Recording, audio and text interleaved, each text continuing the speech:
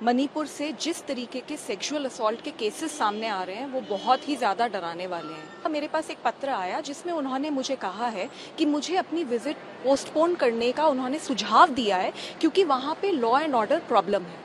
तो मणिपुर में law and order problem है, इसीलिए तो मैं मणिपुर जाना चाहती हूँ। मणिपुर सरकार का जो सुझाव है कि मैं अपने डिसीजन को रिकंसिडर करूँ, उसके बारे में मैंने काफ़ी सोचा और मैंने ये निर्णय लिया है कि मैं मणिपुर जा रही हूँ। मैं मणिपुर मुख्यमंत्री को ये पत्र लिख के बता भी रही हूँ और उनसे अपील कर रही हूँ कि मुझे रोकने की कोशिश ना की जाए, मेरी मदद की जाए। मणिपुर पिछले 3 महीनों से जल रहा है।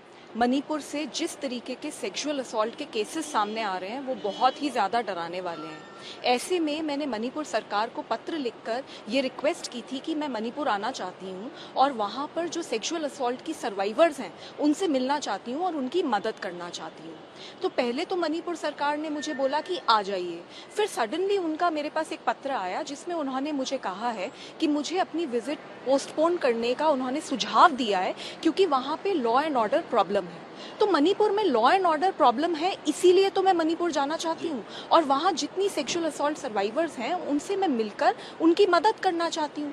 मुख्यमंत्री जी मणिपुर के खुद कह रहे हैं कि ऐसे कई 100 केसेस हुए हैं, तो उन सेक्सुअल असॉल्ट सर्वाइवर्स तक सरकार पहुँच पाई है या नहीं, उन तक कोई रिलीफ पहुँचा है या नहीं, वो किस तरीके के डर में जी रही हैं, वो उन तक काउंसलिंग पहुँची है, लीगल एड पहुँची है, कॉम्पनसेशन पहुँची है, कोई धमकियाँ तो नहीं मिल रही। ये सारी चीज़ों का जायजा लेने और उनकी मदद करने मैं वहां जाना चाहती हूँ।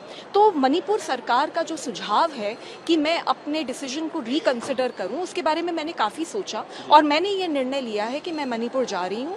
मैं मणिपुर मुख्यमंत्री को ये पत्र लिख के बता भी रही हूँ और उनसे अपील कर रही हूँ कि मुझे रोकने की कोशिश ना की जाए, मेरी मदद की जाए, ऑफिसर्स से बात की जाए और मेरी विजिट रिलीफ कैंप्स में और जहाँ पे भी ये लड़कियाँ हैं वहाँ तक करवाई जाए, जिससे कि हम उन तक पहुँचें और उनकी मदद कर सकें।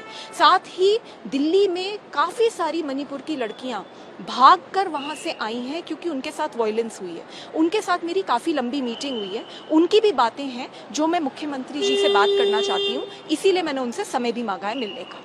मैम, मणिपुर के बारे में जब विपक्ष के लोग बात करते हैं तो सत्ता पक्ष के लोग ये कहते हैं कि आप बंगाल की बात क्यों नहीं करते, राजस्थान की बात क्यों नहीं करते। क्या स्वाति मालीवाल राजस्थान और बंगाल भी जाएंगे आने वाले समय में? जी बिल्कुल, अगर राजस्थान और बंगाल से इस तरीके के केसेस सामने आएंगे और वहाँ के मुख्यमंत्री ये बोलेंगे कि कई 100 केसेस हो रहे हैं और हम उनका कॉग्निजेंस नहीं ले पा रहे हैं, तो बिल्कुल मैं वहाँ पर भी जाऊँगी।